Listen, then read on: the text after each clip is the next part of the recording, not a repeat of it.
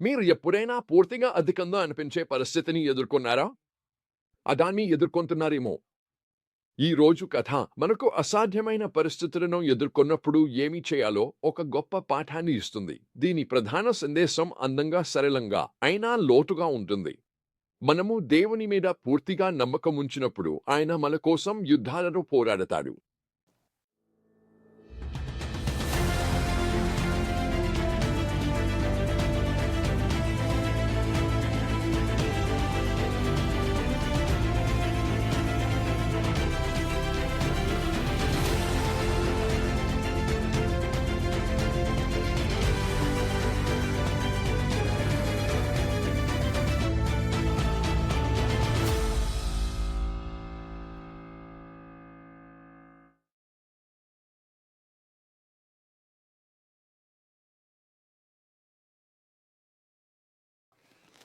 మన కథ రాజు యెహోషాపాత్ గురించి ప్రారంభమవుతుంది. ఆయన దుష్టుడు అహాబు రాజుతో చేసిన అవివేకపూర్వక మైత్రి గురించి హెచ్చరిక వచ్చిన వెంటనే ఇది జరుగుతుంది. యెహోషాపాత్ రక్షణాత్మకంగా కాకుండా వినయంగా స్పందిస్తాడు. ఆయన రాజ్యంలో బేర్షెబా నుండి ఎఫ్రాయిము కొండ ప్రాంతం వరకు ప్రయాణిస్తూ ప్రజలను తిరిగి దేవుని వైపు తిప్పుతున్నాడు. ఆయన దేవుని ధర్మశాస్త్రాన్ని ఆధారంగా న్యాయ వ్యవస్థను స్థాపించి న్యాయాధిపతులను నియమించి వారు నిజాయితీతో సేవ చేయాలని చెప్పాడు. వారు మనుషుల కోసం కాకుండా ప్రభువు కోసం తీర్పు చెప్పుతున్నారని గుర్తు చేశాడు. కాని అన్నీ బాగానే అనిపించినప్పుడు ఒక సంక్షోభం వచ్చింది.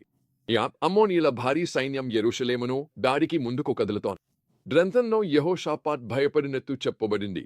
ఎవరు భయపడరు? కాని ఆయన తర్వాత ఏమి చేశాడు? సంక్షోభ సమయంలో నీకు, నాకు ఇది గొప్ప ఉదాహరణ. మొదటగా యెహోషాపాత్ ప్రభువును విచారించాలనే నిర్ణయం తీసుకున్నాడు. ఆయన ఉద్దేశ్యపూర్వకంగా ఉన్నాడని గమనించండి. ఆయన గందరగోళానికి లోనవ్వడు. వెంటనే ఆయన ముందుగా దేవుని వైపు తిరుగుతాడు. యూదా అంతటా ఉపవాసం ప్రకటించి ప్రతి పట్టణం ప్రజలు ప్రభువు సహాయం కోసం కూడవెడతారు. వాత గ్రంథంలోనే అత్యంత శక్తివంతమైన ప్రార్థనలలో ఒకటి. కూడిన ప్రజల ముందే నిలబడి యెహోషాపాత్ దేవుని పరిపాలనను అంగీకరించడం ప్రారంభిస్తాడు.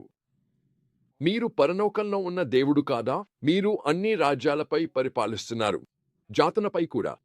ఆయన దతల్లో దేవుని విశ్వాసాన్ని గుర్తు చేసుకుంటాడు. తర్వాత ఈ నిజాయితీతో కూడిన ఒప్పుకోలు చెబుతాడు.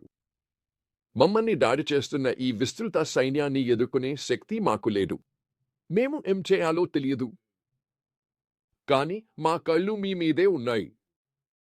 యహజీయేల్ ద్వారా దేవుని ప్రతిస్పందన తక్షణమే వచ్చింది, ఉత్సాహాన్ని ఇచ్చింది.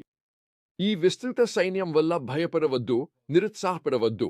ఈ యుద్ధం మీది కాదు, ఇది దేవునిదే మాత్రమే.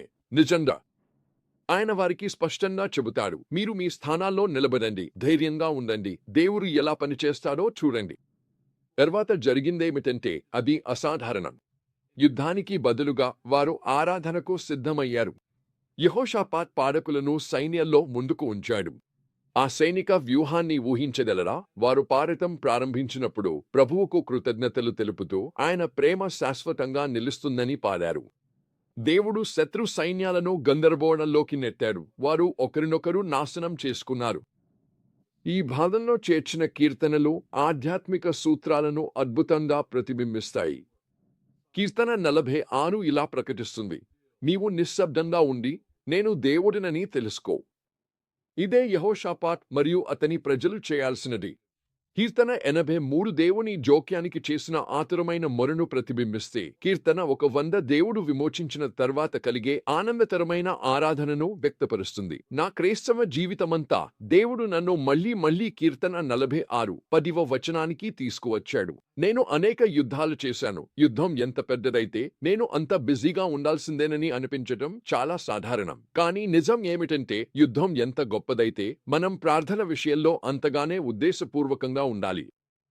దేవుడు మార్టిన్ లూథర్ను చర్చిని మార్చేందుకు, యూరప్ను మార్చేందుకు ఉపయోగించాడు. ఆయన తరచూ ఇలా అంటారు: నాకు చేయాల్సిన పని ఎంత ఎక్కువగా ఉందో నేను మొదటి 3 గంటలు ప్రార్థనలో గడుపుతాను. ఆయన అసలు చెప్పదలుచుకున్నది, తన పని ఎంత ఎక్కువైతే తనకు అంత ఎక్కువగా ప్రార్థన అవసరం. ఈ రోజుల్లో మనం యుద్ధాలను ఎదుర్కొంటున్నప్పుడు ఈ కథ మనకు మంచి వ్యక్తిగా మారే అవకాశం ఇస్తుంది. మన జీవితాలకు శక్తివంతమైన మార్గదర్శకం. సంక్షోభంలో దేవుని ఆశ్రయించడం మన మొదటి స్పందన కావాలి, చివరి ప్రయత్నం కాదు. మన బలహీనతను, దేవుని సర్వశక్తిమంతమైన శక్తిని అంగీకరించడంలో యెహోషాపాత్ ఉదాహరణను మనం అనుసరించాలి.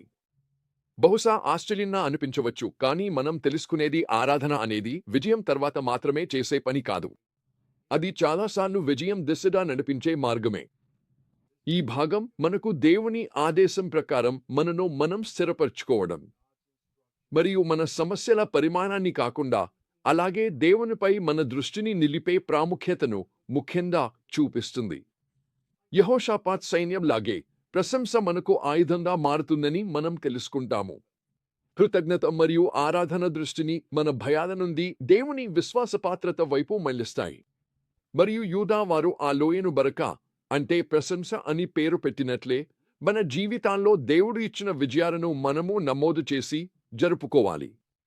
ఈ కథ అందమైన వివరంతో ముగుస్తుంది. చుట్టుపక్కల ఉన్న అన్ని రాజ్యాలు దేవుడు ఇశ్రాయేలు కోసం ఎలా యుద్ధం చేశాడో విని ఆయనను భయపడ్డాయి. యెహోషాపాత్ రాజ్యం శాంతిని అనుభవించింది, ఎందుకంటే అతను తన యుద్ధాలను దేవునికి అప్పగించడం నేర్చుకున్నాడు. ఈ భాగం మనకు గుర్తు చేస్తుంది, మన యుద్ధాలు, అవి సంబంధాలు, ఆర్థిక పరిస్థితులు, ఆరోగ్యం లేదా ఆధ్యాత్మిక సమస్యలు అయినా మన బలంతోనే ఎదుర్కొనాల్సిన అవసరం లేదు. కొన్నిసార్లు మనం చేయగలిగే అత్యంత ఆధ్యాత్మికమైన పని మన బలహీనతను అంగీకరించి మన దృష్టిని దేవునిపై స్థిరపరచడం. అలా చేసినప్పుడు యెహోషాపాత్ను రక్షించిన దేవుడు ఈ రోజు తన ప్రజల కోసం యుద్ధం చేస్తున్నాడని మనం తెలుసుకుంటాము. అతను ఇంకా నీ కోసం, నా కోసం యుద్ధం చేస్తున్నాడనే విషయం నిజమే.